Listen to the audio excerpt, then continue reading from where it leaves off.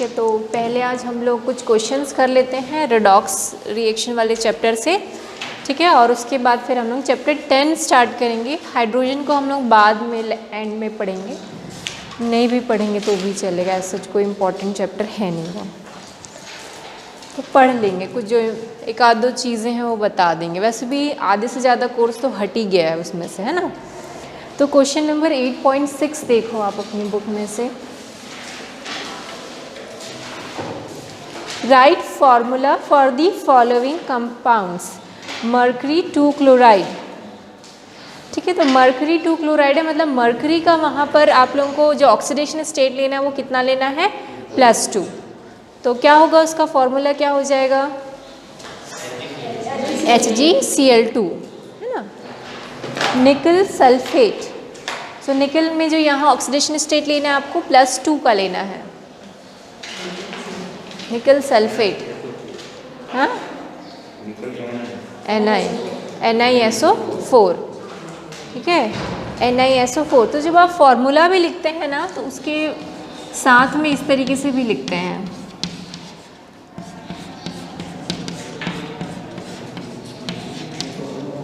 ठीक है। और ये रोमन नंबर्स में लिखना है, आप इसको 1 2 3 ऐसा नंबर्स में नहीं लिख सकते। इसको हमेशा जो हम ऑक्सीडेशन स्टेट दिखाएंगे वो किस में दिखाएंगे, यहाँ पर रोमन नंबर्स में ही दिखाएंगे, ठीक है।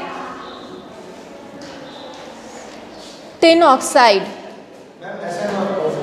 हाँ, SNO नहीं, SNO2।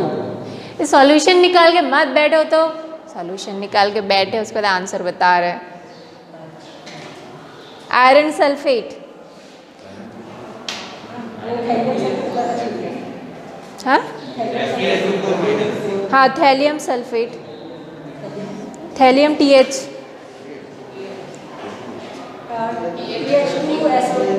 TH2SO4 आता है ना सबको फॉर्मूला बनाना, हाँ। थैलियम सल्फेट, थैलियम और सल्फेट क्या होगा, SO4। थैलियम का कितना लेना है हमको, 1, और सल्फेट का कितना होता है, 2। तो क्रॉस में जाएगी, क्रॉस ओवर वैलेंसी होगी, तो हो जाएगा, है ना। तो ये क्रॉस ओवर वैलेंसीज हमने क्लास 9th में पढ़ा था फॉर्मूला बनाने के लिए, ठीक है। नहीं नहीं, ये अगर ये ऐसा होल होता तो कैंसिल होगा, है ना, होल में नहीं है तो कैंसिल नहीं होगा ये। जैसे अभी टिन ऑक्साइड में कैंसिल हो गया था, टिन क्या था, 4 था ना, तो टिन का SN, इसका O, इसका कितना है 4, इसका 2, तो क्रॉस ओवर वैलेंसीज होगी तो क्या हो जाएगा, SN2O4, या फिर इसको क्या लिख सकते हैं, SNO2, ठीक है। तो यहाँ पर कैंसिल हो सकता है क्योंकि दोनों में ही जो थे वो 2 से डिविजिबल थे, पर यहाँ पर देखो थैलियम में 2 है पर सल्फर में तो 1 है ना, तो यहाँ पर फिर आप उसको 2 से डिवाइड नहीं कर सकते। Iron sulphate,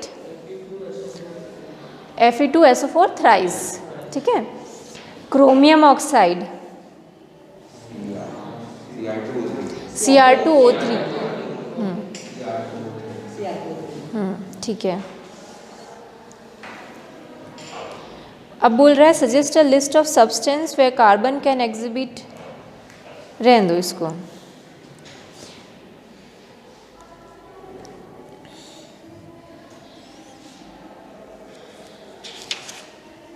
Hmm. 8.10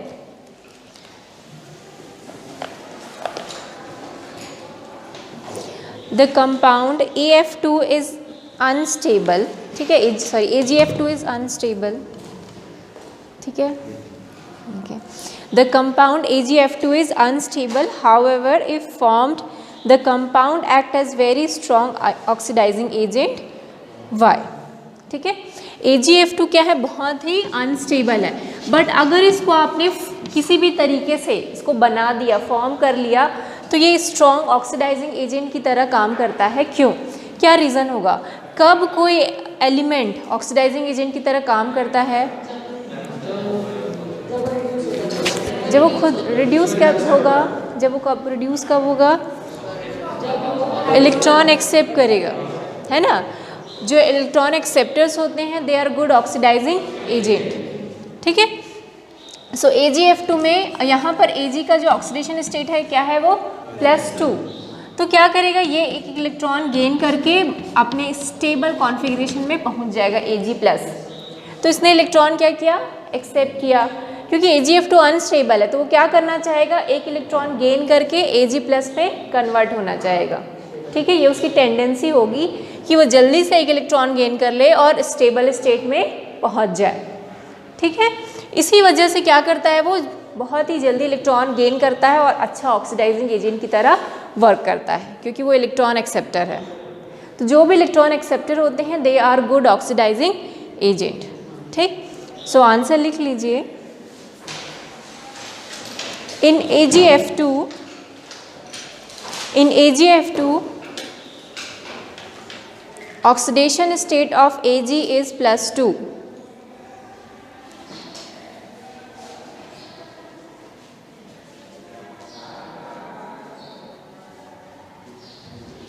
which is highly unstable.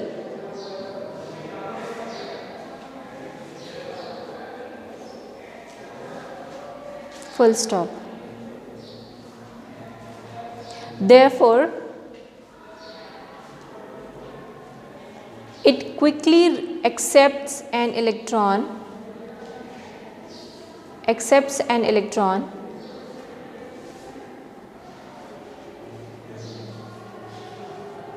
and form the more stable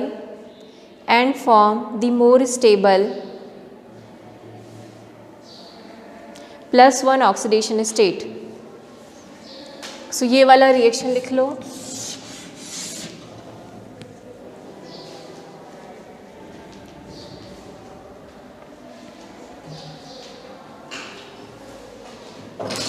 Therefore, AgF2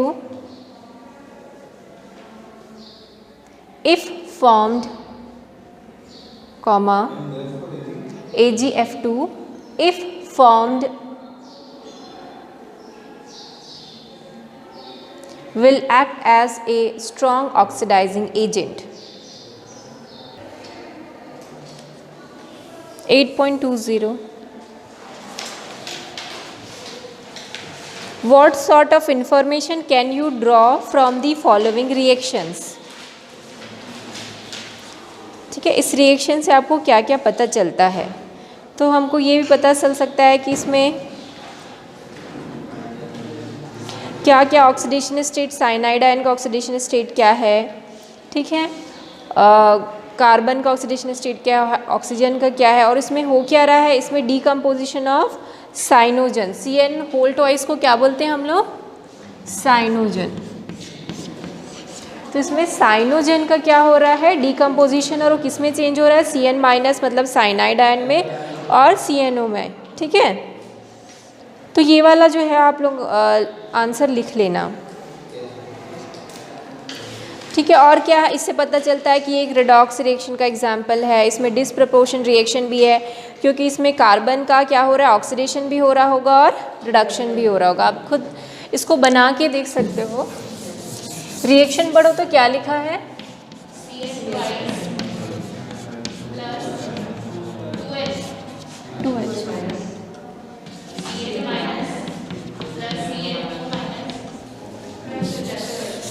plus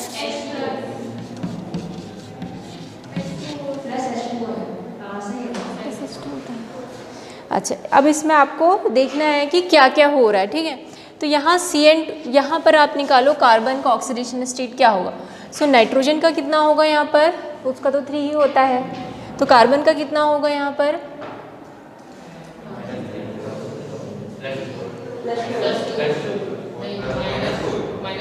-4, और यहाँ पर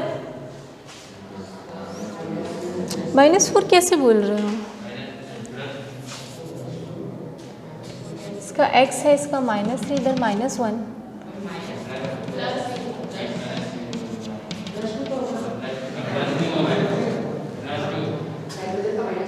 नाइट्रोजन है ना, nitrogen is more electronegative than carbon, तो उसका तो जो ऑक्सीडेशन स्टेट होगा -3 में ही होगा। आपको पता होना चाहिए इधर वाला माइनस में होगा और इधर वाला प्लस में होगा, होता है कि नहीं। NaCl इसका क्या होता है -1, इसका +1, तो पहले वाले का हमेशा प्लस रहता है, दूसरे वाले का माइनस रहता है। ठीक, अब अगला जो है CNO, CNO में देख लो क्या क्या है, क्या आएगा, इसका -3 है, इसका -2 है, फिर माइनस, तो निकालो कितना हो रहा है, ठीक है। अब CN2 में निकालो कि क्या क्या उसका ऑक्सीडेशन स्टेट है।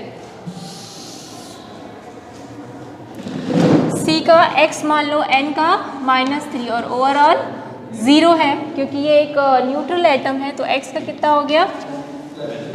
तो देखो ये एक डिसप्रपोर्शन रिएक्शन का एग्जाम्पल है कि यहाँ पर कार्बन का ही ऑक्सीडेशन हो रहा है और उसी का ही रिडक्शन भी हो रहा है कि नहीं। So this reaction is a redox reaction, an example of disproportion reaction.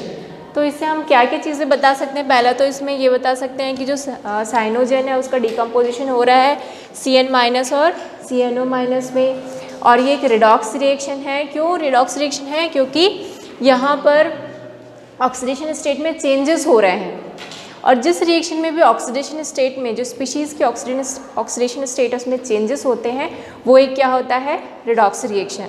And this reaction is example of disproportion reaction because carbon is simultaneously going under the oxidation as well as the reduction process. तो ये एक disproportion reaction का भी example है, तो ये पूरा लिख लोगे।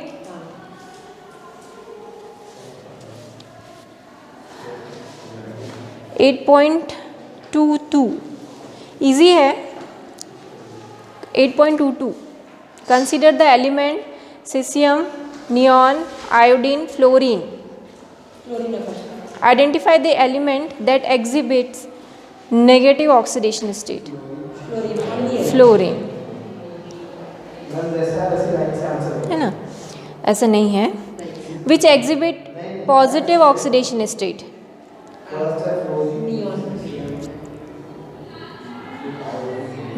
सीसियम जो है, क्योंकि वो ग्रुप 1 का एलिमेंट है सीसियम, तो वो क्या होगा, उसका पॉजिटिव ऑक्सीडेशन स्टेट होगा। Identify the element that exhibit both positive and negative oxidation state. Iodine है ना, आयोडीन का पॉजिटिव भी होगा और नेगेटिव भी होगा। Identify the element which neither exhibit negative not positive oxidation state. Neon, so neon क्योंकि it is an noble gas, तो वो कोई भी ऑक्सीडेशन स्टेट शो नहीं करता, बिकॉज वो क्या होता है, बहुत ही लेस रिएक्टिव होता है। ठीक है,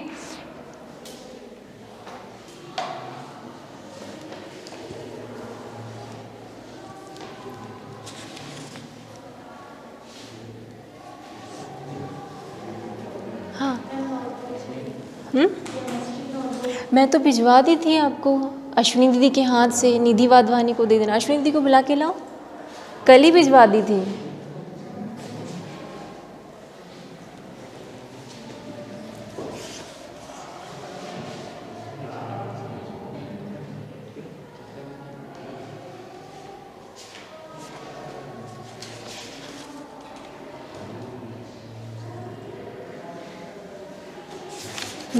बाकी छोड़ दो, इतने ही क्वेश्चंस कर लेना, ठीक है। और अगर कुछ एक्स्ट्रा कुछ समझ में आता है तो बता देंगे।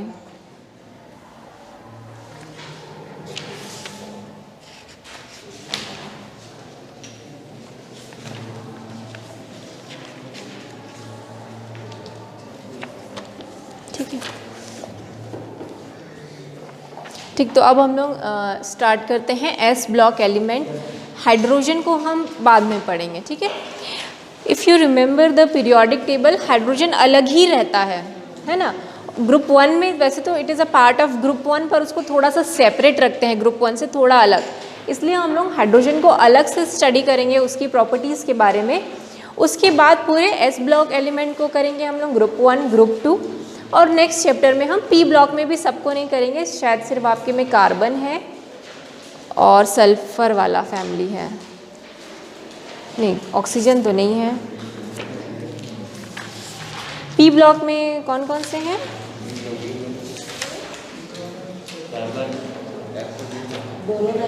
हाँ, बोरॉन फैमिली और कार्बन फैमिली है। ठीक, बोरॉन और कार्बन फैमिली पढ़ेंगे। तो आज हम लोग एस ब्लॉक एलिमेंट्स के बारे में बात करते हैं। दीदी इसकी कॉपी तो भिजवा दी थी ना मैं निधि की कल, आप ही को दी थी ना, मैं भिजवा दी थी ना कल, आप दीदी निधि को करके आई होगी 9th क्लास में, चेक कर लिख के तुरंत भिजवा दी थी आपको। एक लड़की थी, एक पॉल थी, अदिति पॉल,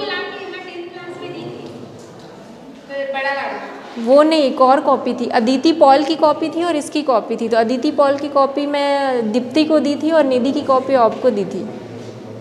मेरे टेबल में एक बार चेक कर लो।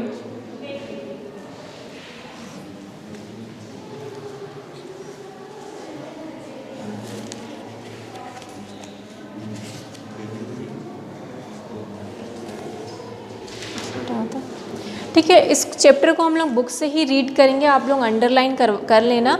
मैं इसके नोट्स अलग से नहीं दूंगी, है ना, क्योंकि पूरी बुक में चीज़ें लिखी हुई है, इसको अलग से नोट्स बनाने की ज़रूरत नहीं है। पूरी बुक को उतारने से अच्छा है कि चीज़ें आप बुक से ही पढ़ लो। ठीक है, जो भी एक्सप्लेन है वो मैं बोर्ड पे कर दूंगी, आप अपनी कॉपी में ही कुछ अगर नोट करने का रहेगा तो अपनी बुक में ही नोट कर लेना वहाँ पर। ठीक है,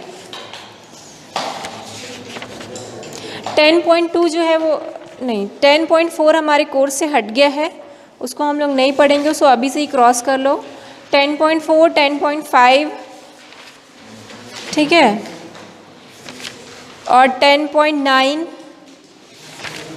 10.10 ये हमारे कोर्स में नहीं है अभी फ़िलहाल, और वैसे भी ये हम 10th क्लास में ना पढ़ चुके हैं। Like preparation of washing soda, sodium chloride, sodium hydroxide, ये हम 10th में पढ़े थे, है ना, तो ऑलरेडी हम पढ़ ही चुके हैं, इसलिए उसको हटा ही दिया गया है। ओके,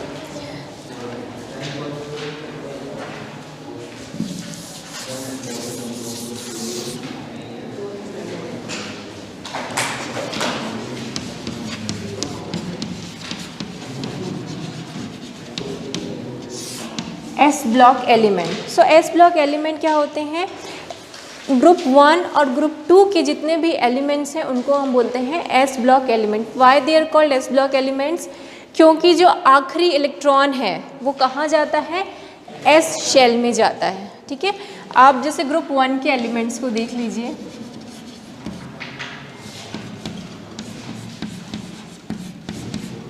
अच्छा ये सीरीज भी याद करना है ना आपको, ये सीरीज़ आपको याद करना है, lithium, sodium, potassium, rubidium, caesium और फ्रांसियम, ये सीरीज़ आपको याद होनी चाहिए ग्रुप 1 की। वैसे ही ग्रुप 2 की भी सीरीज़ आपको याद होना है, बेरिलियम, मैग्नीशियम, कैल्शियम, स्ट्रैंशियम, बेरियम और रेडियम। ठीक है, इसको याद करने का एक शॉर्ट फॉर्म भी है, लाइक लीना की रब से फरियाद, ठीक है ना, लीना की रब से फरियाद, ऐसे भी याद कर सकते हो, अदरवाइज तो ऐसे ही याद हो जाता है, lithium, sodium, potassium, rubidium, caesium, francium, आप ऐसे भी याद कर सकते हो। ठीक है, इसका भी ऐसे ही कोई शॉर्ट फॉर्म है, बेटा मांगे कार, स्कूटर, बाप रेडी या बाप राजी, जो भी है ना, तो ये है, तो आप ऐसे भी याद कर सकते हो, या फिर ये तो बहुत ही ईजी होता है, मिल गई। ठीक है, तो आप या तो इसको ऐसे ही याद करो या फिर उस शॉर्ट फॉर्म से याद करो, बट मेरे ख्याल से इसमें ऐसा कुछ भी टफ नहीं है कि आप इसको सीधा नहीं याद कर सकते हो। ठीक है, तो अगर आप ग्रुप 1 और ग्रुप 2 के एलिमेंट्स का किसी का भी आप इलेक्ट्रॉनिक कॉन्फ़िगरेशन बनाओ, लाइक लिथियम का क्या होता है, 1s1 2s1, sorry 1s2 2s1, इसका क्या होता है 1s2 2s2 2p6 3s1। ठीक है, इसका होता है 1s2 2s2 2p6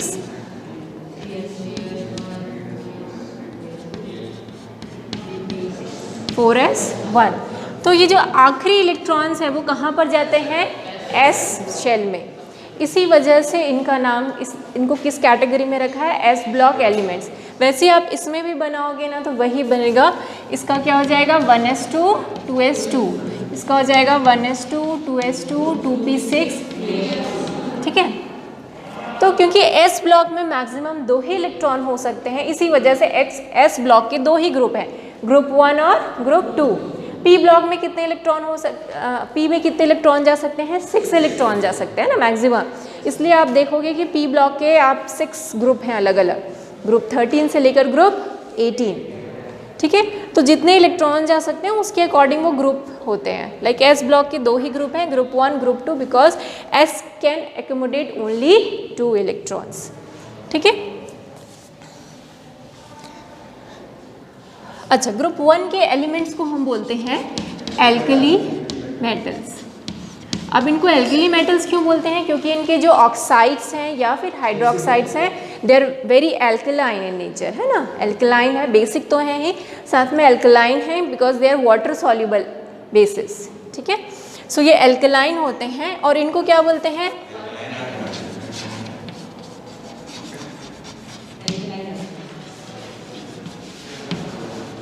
ठीक है। एल्कलाइन क्यों? अगेन एल्कलाइन इसलिए क्योंकि इनके भी ऑक्साइड और हाइड्रोक्साइड एल्कली होते हैं। अर्थ मेटल इसलिए बोलते हैं क्योंकि ये अर्थ क्रस्ट पे मिलते हैं, ठीक है। ये जितने भी एलिमेंट्स हैं they are found in earth crust, इसलिए इनको क्या बोलते हैं? एल्कलाइन अर्थ मेटल्स, ठीक है। सो ये सब आपकी बुक में पहली पैराग्राफ में लिखा हुआ है। जो जितने भी अल्कली मेटल्स हैं उसमें सोडियम और पोटेशियम जो है सबसे ज़्यादा अमाउंट में है, अबंडेंट है। बाकी अगर आप देखेंगे तो फ्रांसियम सबसे कम मिलता है और रेडियम तो रेयरेस्ट है। इन सब में सबसे कम क्या मिलता है हमको? रेडियम मिलता है, ठीक है। ये जो फ्रांसियम और रेडियम है ये दोनों ही रेडियो एक्टिव एलिमेंट्स हैं, ठीक है। रेडियो एक्टिव एलिमेंट्स हैं, इसलिए इनकी लाइफ बहुत ही कम होती है, ये डीके होने लगते हैं, रखे रखे क्या होने लगते हैं? डीके। जैसे कि फ्रांसियम है, इसके बहुत अलग अलग आइसोटोप्स होते हैं ना, 232, 220। तो इसका जो 232 वाला आइसोटोप है उसी की हाफ लाइफ जो होती है सबसे ज़्यादा होती है 21 मिनट की। 21 मिनट के बाद वो क्या होने लगता है? डीके होने लगता है और डीके होके ये रेडियम में चेंज हो जाता है, फिर रेडियम आगे और डीके हो जाता है, फिर वो और छोटे छोटे उसमें क्या होने लगता है? चेंज होने लगता है। इसलिए हमारे पास ना फ्रांसियम और रेडियम की बहुत ज़्यादा केमिस्ट्री नहीं है, इसलिए हम इन दोनों को नहीं पढ़ेंगे। हम पढ़ेंगे ग्रुप 1 में तो यहाँ और ग्रुप 2 में यहाँ तक ही पढ़ेंगे, ठीक है, क्योंकि ये दोनों ही रेडियो एक्टिव एलिमेंट्स हैं। अगर इनके जनरल इलेक्ट्रॉनिक कॉन्फ़िगरेशन की बात करूँ तो ग्रुप 1 का जनरल इलेक्ट्रॉनिक कॉन्फ़िगरेशन होता है NS1 और ग्रुप 2 का होता है NS2, ठीक है। आप यहाँ से देख सकते हो इनका क्या है? NS2 है। N जो है वो क्या है? आउटर शेल का नंबर, ठीक है। यहाँ पर आउटर शेल क्या था? 3rd था तो 3s² हो गया। यहाँ पर आउटर शेल 4 है तो वो 4s1 है, ठीक है। तो इनका जनरल इलेक्ट्रॉनिक कॉन्फ़िगरेशन ग्रुप 1 का NS1 और ग्रुप 2 का NS2।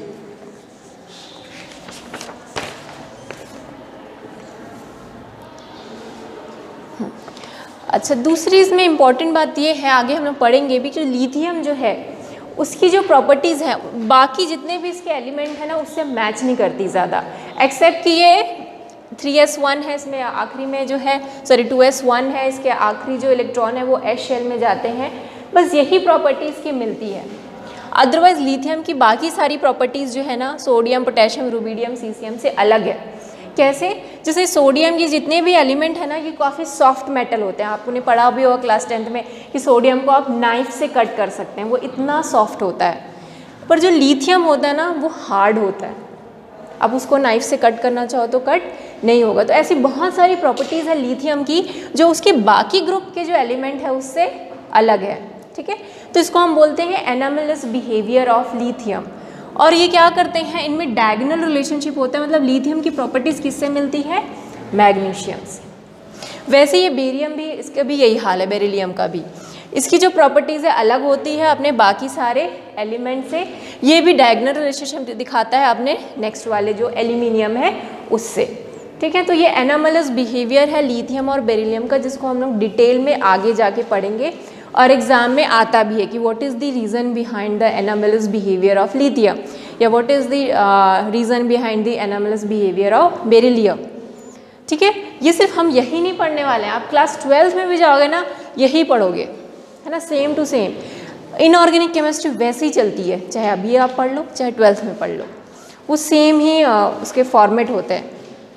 जैसे कि हम पहले क्या पढ़े, उन दोनों का जनरल इलेक्ट्रॉनिक कॉन्फ़िगरेशन पढ़ेंगे, फिर उनका एटॉमिक साइज़ के बारे में पढ़ेंगे, फिर आयनाइजेशन एंथैल्पी के बारे में, फिर इलेक्ट्रॉन गेन एंथैल्पी, फिर ये हाइड्रोजन के साथ कैसे रिएक्ट करते हैं, ऑक्सीजन के साथ कैसे रिएक्ट करते हैं।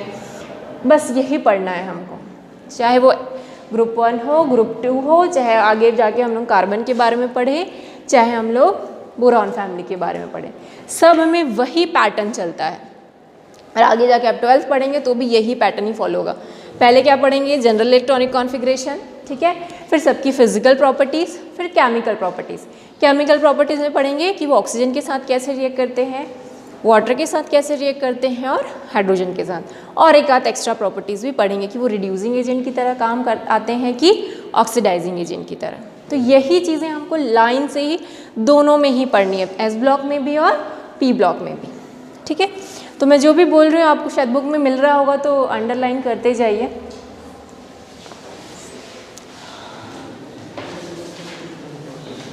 तो सबसे पहले हम लोग जो आपकी बुक में है वो है group 1 elements, alkali metals. The alkali metals show regular trends in their physical and chemical properties with the increasing atomic number.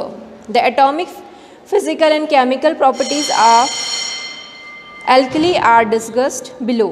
ठीक है, इनमें जनरल रेगुलर ट्रेंड होता है। रेगुलर ट्रेंड का मतलब अगर कोई चीज़ बढ़ रही है ऊपर से नीचे आने पर तो बढ़ेगी, कोई चीज़ घट रही है तो घटेगी, वहाँ कोई इरेगुलरिटी नहीं होगी। तो साइज़ में क्या फ़र्क पड़ता है भाई, आपने तो पढ़ा हुआ एटॉमिक साइज़। सो ग्रुप में ऊपर से नीचे जाएंगे तो एटॉमिक साइज़ क्या होगा, इंक्रीज होता है। Why, because number of shells increase होते जाते हैं, है ना। आप देखोगे तो इसमें 2 शेल है, इसमें 3, इसमें 4, इसमें 5 होंगे, इसमें 6 है।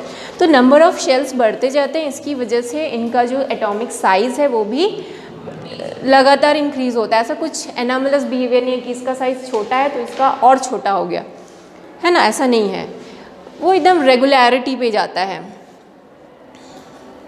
अब इलेक्ट्रॉनिक कॉन्फ़िगरेशन देखो तो आप देखोगे वहाँ 10.1.1 में इलेक्ट्रॉनिक कॉन्फ़िगरेशन, तो आप सब उसमें सबका इलेक्ट्रॉनिक कॉन्फ़िगरेशन लिखा हुआ है ना। तो आप देखोगे सबके आखिरी जो इलेक्ट्रॉन्स हैं वो कहाँ जा रहे हैं, एस वाले में, और सब में सिंगल सिंगल इलेक्ट्रॉन्स हैं, ठीक है।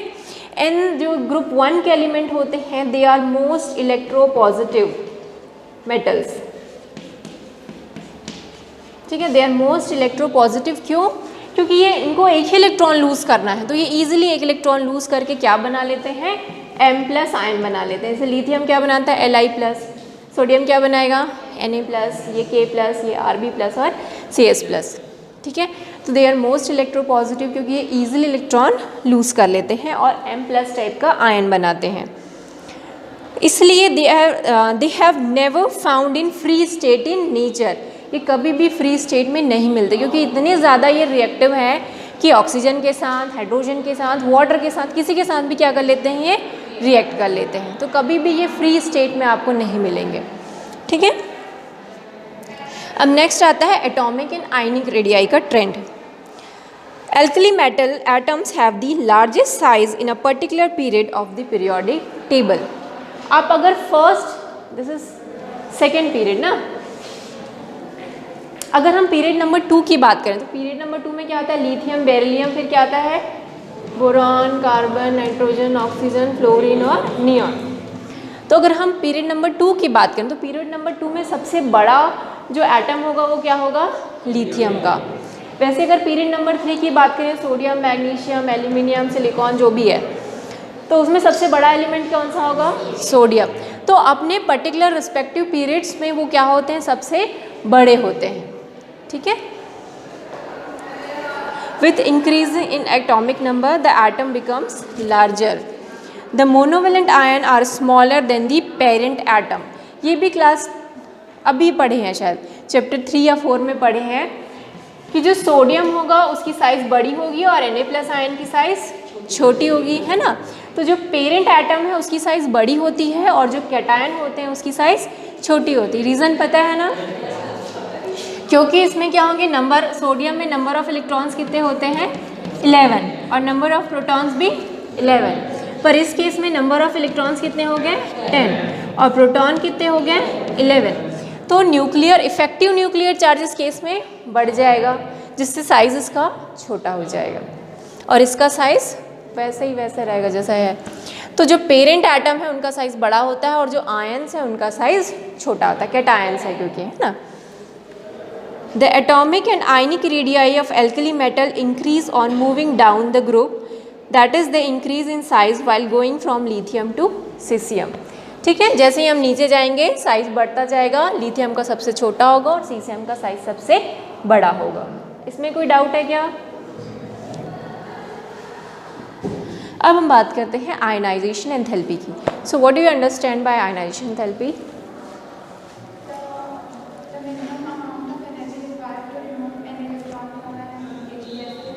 आइसोलेटेड गैशियस है ना, कोई आइसोलेटेड गैशियस एटम है, उससे अगर एक इलेक्ट्रॉन रिमूव करना है तो जितनी मिनिमम एनर्जी चाहिए होती है उसको हम क्या बोलते हैं?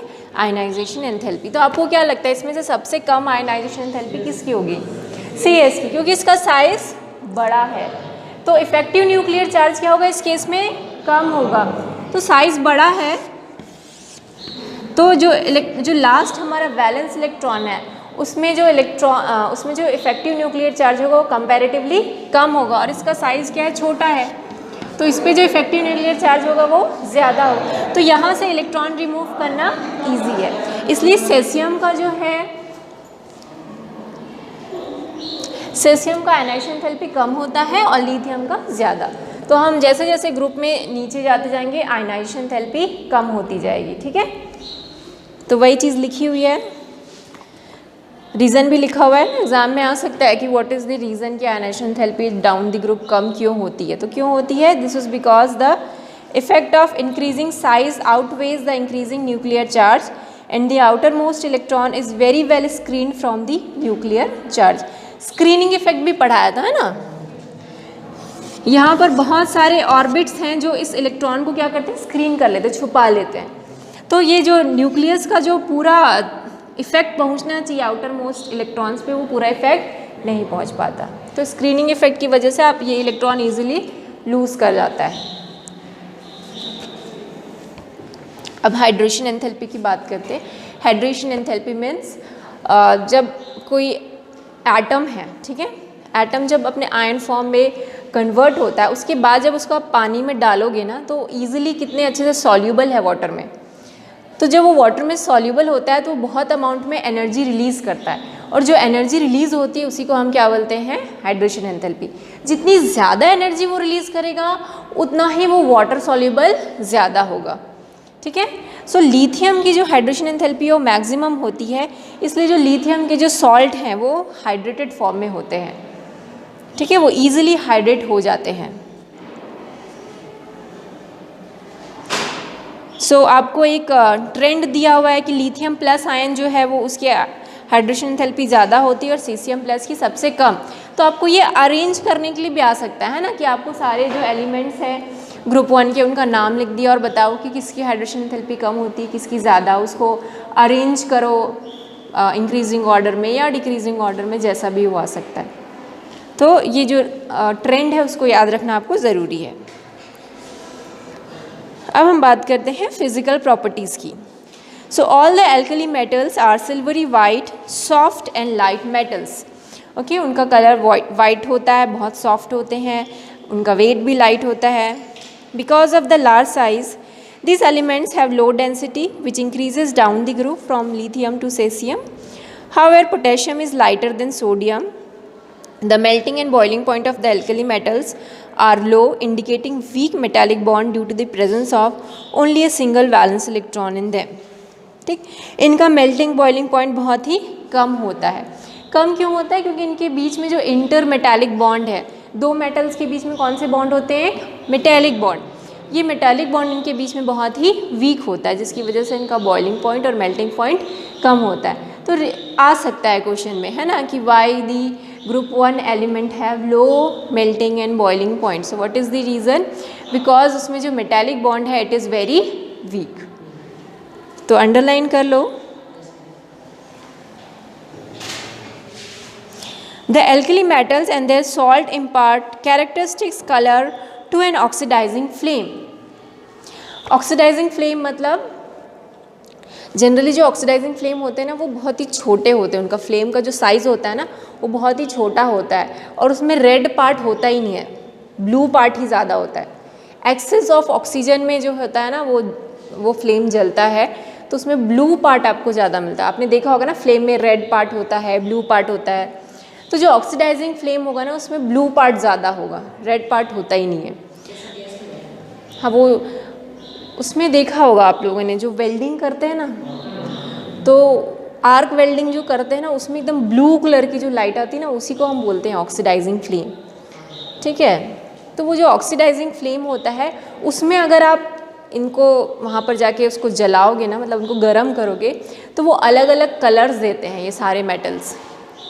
इन मेटल्स को या इन मेटल्स के सॉल्ट का फ्लेम टेस्ट करना होता है। फ्लेम टेस्ट क्या करते हैं ना, आपके पास प्रैक्टिकल बुक होगी ना उसमें लिखा भी होगा फ्लेम टेस्ट का।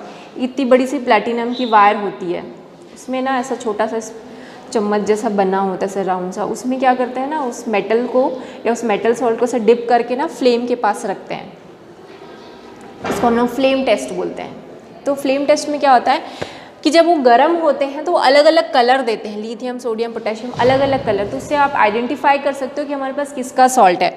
जैसे लिथियम जो है वो कौन सा कलर देता है, crimson red, sodium yellow, potassium violet, rubidium red violet और सीसियम ब्लू। तो फ्लेम टेस्ट में ये अलग अलग कलर्स देते हैं। क्यों देते हैं, उसका रीज़न क्या है, देखते हैं।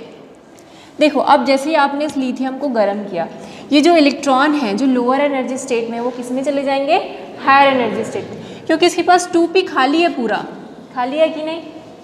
तो अगर आप लोगों को याद होगा 1s ऐसा होता है, फिर 2s होता है, फिर 2p के होते हैं ना। सो अगर मैं लिथियम का देखूं तो इस तरीके से है उसका स्ट्रक्चर। आपने इसको हीट दिया तो ये इलेक्ट्रॉन कहाँ चला गया, जम करके यहाँ। अब ये इलेक्ट्रॉन जब जम करके वहाँ गया ऊपर तो उसने कुछ एनर्जी क्या की होगी, एब्जॉर्ब की होगी, है ना। उसके बाद क्या होगा, आपने एक्साइट करके इसको यहाँ तो रख दिया पर उसकी टेंडेंसी वहाँ रहने की नहीं है, वो क्या करेगा, एनर्जी लूज़ करेगा और फिर से वापस यहाँ आ जाएगा। तो जब वो एनर्जी यहाँ से लूज़ करता है तो वो लाइट जो है विजिबल लाइट की रेंज में इमिट करता है वो एनर्जी को, इस वजह से हमको क्या दिखा देता है, कलर। ठीक है, तो जिस लाइट की वेवलेंथ उसने एब्जॉर्ब की है उसी लाइट की वेवलेंथ को वो क्या करता है, रिलीज़ करता है जब वो हायर से लोअर में जाता है। तो इसी वजह से अलग अलग कलर दिखाई देते हैं। तो वही रीज़न जो है इसको आप अंडरलाइन कर लो। This is because the heat from the flame excites the outermost orbital electron to a higher energy level, है ना। यही चीज़ मैंने बताई कि जो आपने हीट डाली सो लोअर से कहाँ पहुँच गया, हायर एनर्जी लेवल में पहुँच गया। When the excited electron comes back to the ground state, there is an emission of radiation in the visible range as given below. Alkali metal can therefore be detected by the respective flame test and can be determined by the flame photometry or atomic absorption spectroscopy.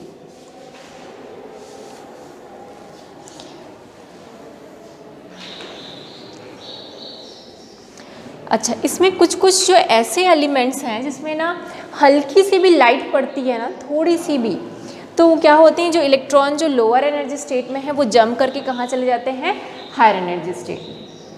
ठीक है, इसमें सबसे अच्छे जो example है ना ये CCM का है, सीसीएम और potassium.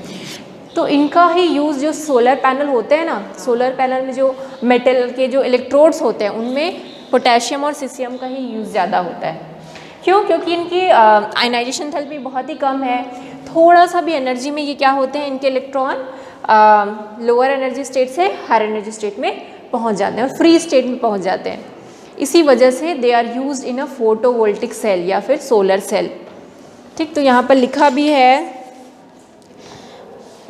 these elements when irradiated with light, the light energy absorbed may be sufficient to make an atom lose electron. This property makes cesium and potassium useful as electrodes in photoelectric cells. तो photoelectric cell means हमारा वही solar panel वगैरह में use होता है इसका। ठीक, अब नेक्स्ट पढ़ते हैं हम लोग, ये सब तो फिजिकल प्रॉपर्टीज़ पढ़ लिया, अब केमिकल प्रॉपर्टीज़ की इनकी रिएक्टिविटी कैसी होती है। So alkali metals are highly reactive. क्यों हाईली रिएक्टिव है, due to their large size and low ionisation enthalpy, क्योंकि इनका साइज़ बड़ा है और इनकी आयनाइजेशन एंथैल्पी भी कम है। थोड़ी सी एनर्जी में भी ये इलेक्ट्रॉन लूज कर जाते हैं, इसलिए they are very reactive.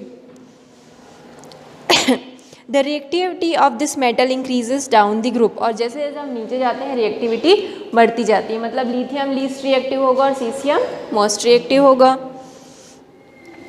Reactivity towards air, अब ये एयर के साथ रिएक्ट करके क्या करते हैं, तो एयर के साथ रिएक्ट करके they form oxide which in turn react with moisture to form hydroxides. They burn vigorously in oxygen forming oxide, lithium forms monoxide, sodium form peroxide and other metal form superoxide. समझते oxide super oxide क्या होते हैं?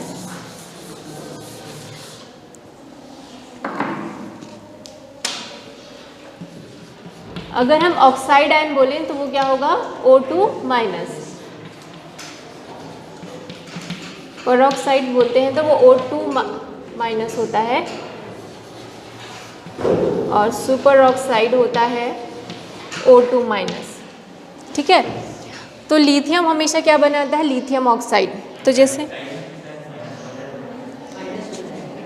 देख लेते हैं इसमें क्या है। ठीक है, LiO2, सो LiO2 क्या करेगा यहाँ पर, रिएक्ट करेगा और क्या बनाएगा, सिंपल ऑक्साइड। सिंपल ऑक्साइड क्या हो जाएगा इसका, Li2O टाइप का होगा कि नहीं, क्योंकि लिथियम की वैलेंसी क्या है, +1, ऑक्सीजन की क्या है, -2, तो क्रॉस ओवर वैलेंसी होगी तो ये क्या बनाएगा, Li2O बनाएगा। अब इसको बैलेंस कर दो,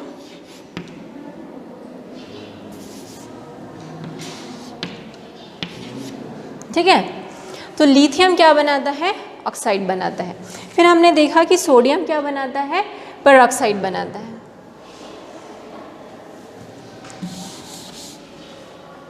तो सोडियम पेरोक्साइड बनाएगा, इसकी वैलेंसी +1, इसकी वैलेंसी -2, तो फॉर्मूला क्या बना, Na2O2। तो सोडियम क्या बनाता है, पेरोक्साइड बनाता है। और फिर बाकी जो है पोटेशियम है, रुबिडियम है या फिर सेसियम है, वो क्या बनाते हैं, सुपर ऑक्साइड। तो अगर पोटेशियम को सुपर ऑक्साइड बनाना है तो पोटेशियम की वैलेंसी 1, और सुपर ऑक्साइड के केस में क्या होती है वैलेंसी, -1। तो फॉर्मूला क्या हो गया, KO2 which is a super oxide. ठीक है, तो इस तरीके से अलग अलग जो हैं ये लोग एलिमेंट्स अलग अलग टाइप के ऑक्साइड्स बनाते हैं, कुछ सिंपल ऑक्साइड, कुछ पेरोक्साइड और कुछ सुपर ऑक्साइड बनाते हैं। ठीक है,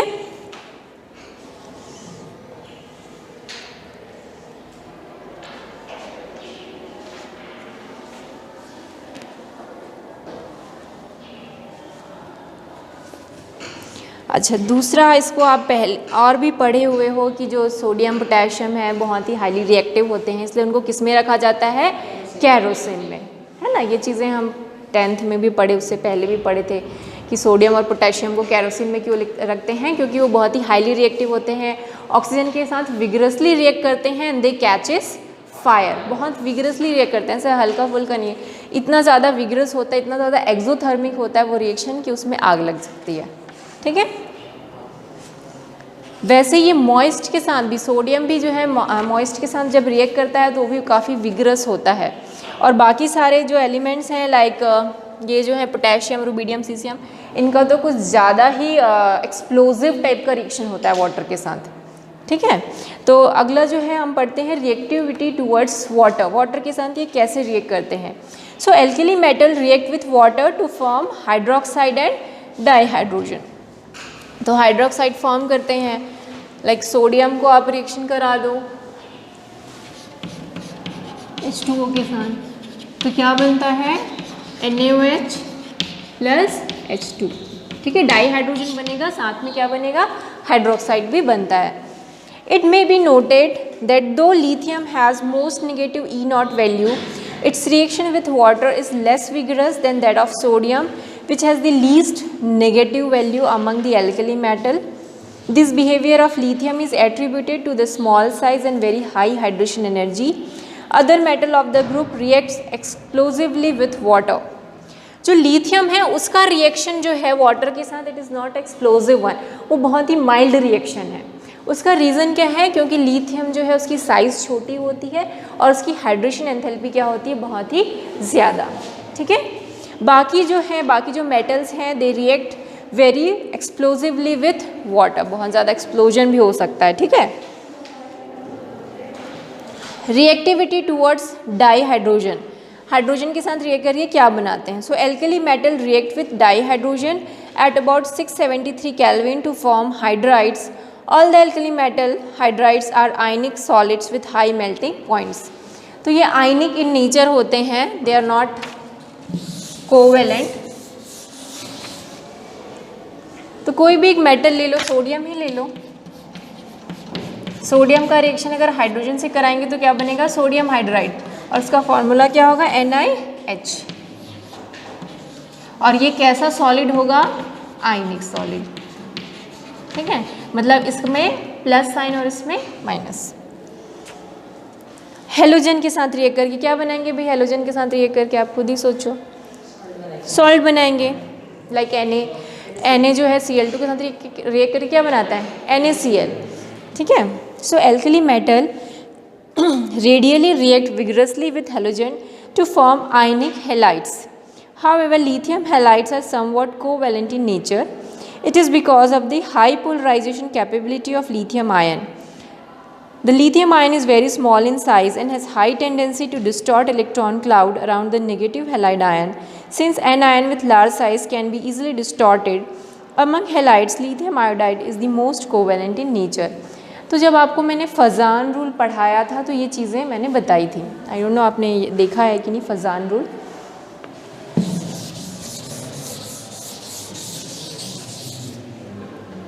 क्या होता है ना, अगर हमारा मेटल बहुत छोटा है, ठीक है, अगर हमारा कैटायन बहुत छोटा है और एनायन बहुत बड़ा है, ठीक, तो इनके बीच आयनिक बॉन्ड है, मतलब इनके बीच कुछ इलेक्ट्रोस्टैटिक फोर्स होगा जिससे ये आपस में एक दूसरे को क्या कर रहे होंगे? अट्रैक्ट कर रहे होंगे। ठीक है, पर क्योंकि ये कैटायन बहुत छोटा है, बहुत ही डेंस है, तो ये क्या करता है? इलेक्ट्रॉन क्लाउड्स को अपनी तरफ इस तरीके से क्या कर लेता है? खींचता है। तो इतना ज़्यादा खींच लेता है कि ये जो ये आयनिक बॉन्ड होना चाहिए वो कोवेलेंट बॉन्ड जैसा दिखने लगता है। कोवेलेंट बॉन्ड में ऐसे ही होता है ना, दोनों के ही जो इलेक्ट्रॉन क्लाउड्स हैं आपस में क्या करते हैं? ओवरलैप करते हैं। तो ये ऐसा लगने लगता है, इतना ज़्यादा ये डिस्टॉर्ट हो जाता है इस तरीके से ये इलेक्ट्रॉन क्लाउड कि वो कोवेलेंट बॉन्ड जैसा दिखने लगता है। इसलिए इसको कई जो आयनिक कंपाउंड्स होते हैं they behave as a covalent compound because of this only, कि अगर हमारा कैटायन बहुत छोटा है और एनायन बहुत बड़ा है तो उस केस में जो आयनिक कंपाउंड है वो किसकी तरह बिहेव करता है? कोवेलेंट कंपाउंड की तरह। तो यही रीज़न है कि जो लिथियम के जो हेलाइड्स होते हैं लाइक लिथियम क्लोराइड, वो क्या होते हैं? कोवेलेंट इन नेचर होते हैं। तो लिथियम की साइज़ क्या है? बहुत छोटी, और क्लोराइड आयन की साइज़ क्या है? बड़ी। तो वो क्लोराइड आयन को क्या कर देगा?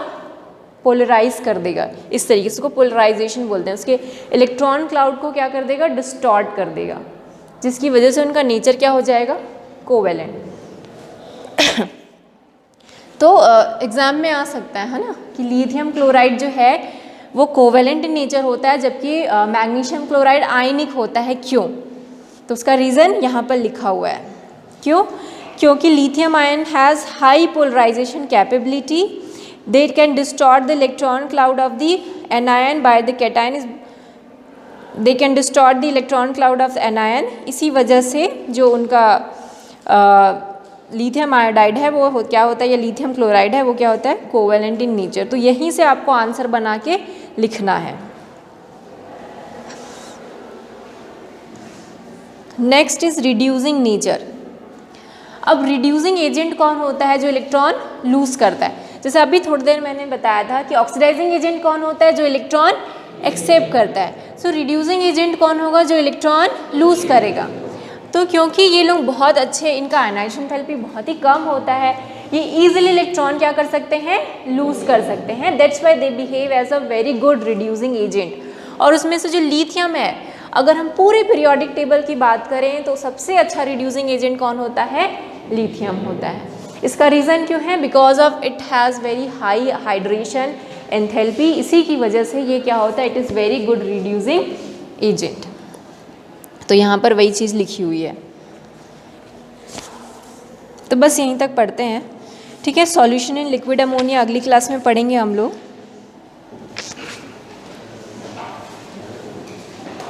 अगली क्लास में इसको 10.3.2 तक ख़त्म कर देंगे, ठीक है।